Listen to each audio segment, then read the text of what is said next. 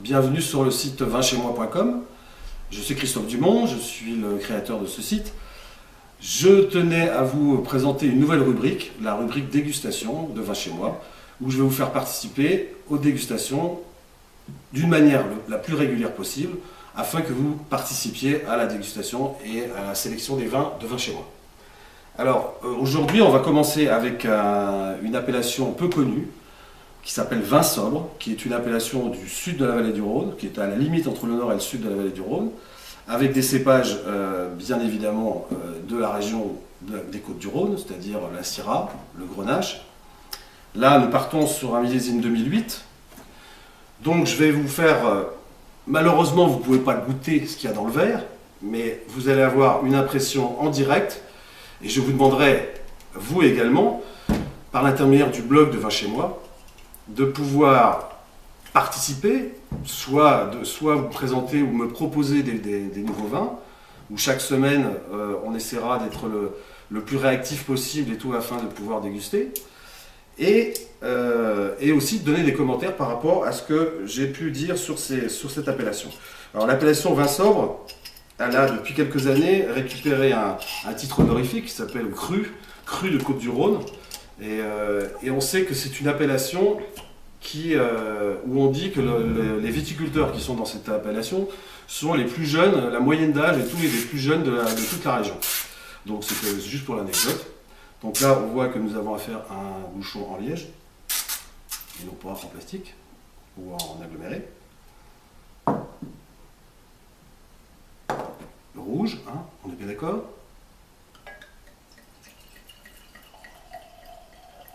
Toujours le bruit fort sympathique de la bouteille dans le verre. Alors, déjà, on va commencer par la couleur. On voit qu'on a affaire à des vins du sud, hein, donc avec une couleur bien marquée, bien rubis, plutôt clair, foncé, mais plutôt clair. Quand je dis clair, c'est plutôt limpide, hein. C'est-à-dire qu'on voit à travers, la couleur. Alors le nez. Nous avons affaire à des fruits rouges, plutôt basés sur la cerise, un peu jeune quand même, donc encore très sur le fruit, très marqué sur le fruit. Fort agréable, pas trop capiteux, pas trop, parce que souvent dans ces vins de vallée du Rhône et tout, on peut avoir des vins qui sont au niveau alcoolique assez puissants, donc ça se ressent très facilement au nez. Là, c'est pas trop le cas, c'est assez discret.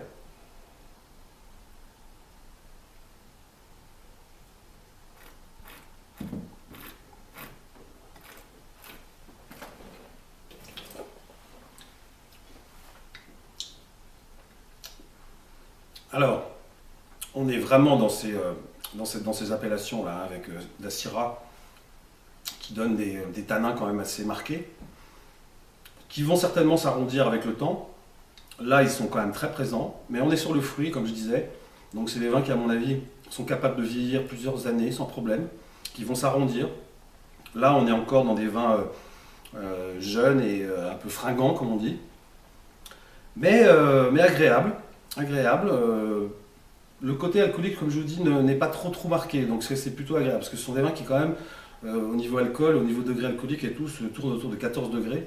Donc quelquefois, on a souvent des vins dans cette région, etc., qui sont un peu alcooleux, quoi. Donc là, on peut dire que c'est plutôt bien fait, c'est plutôt agréable.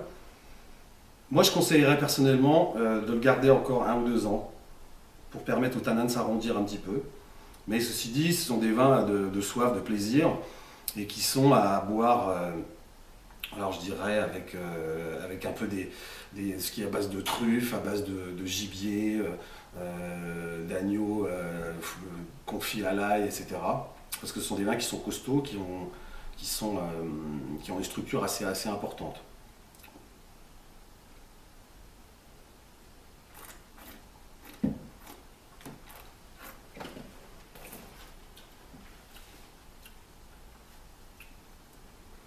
La longueur en bouche est quand même assez présente. On peut se rendre compte et tout que le vin garde bien sa matière en bouche.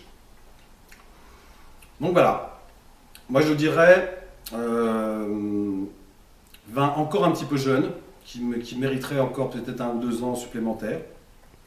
Mais sur des plats pardon, un peu chargés, un peu animal, comme je vous disais, du lièvre ou même du cerf ou du bœuf, etc.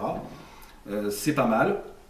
Alors ça, c'est des vins qui se situent à peu près dans une fourchette aux alentours de 10 euros. Hein, donc c'est des vins qui sont tout à fait abordables et qui malgré tout donne envie d'aller un petit peu plus loin dans la recherche et peut-être d'essayer différents millésimes, etc. Je pense qu'à mon avis, les vins sobres et tout ont une possibilité de garde assez importante, ce qui permettrait de tester des millésimes un peu plus vieux, quoi.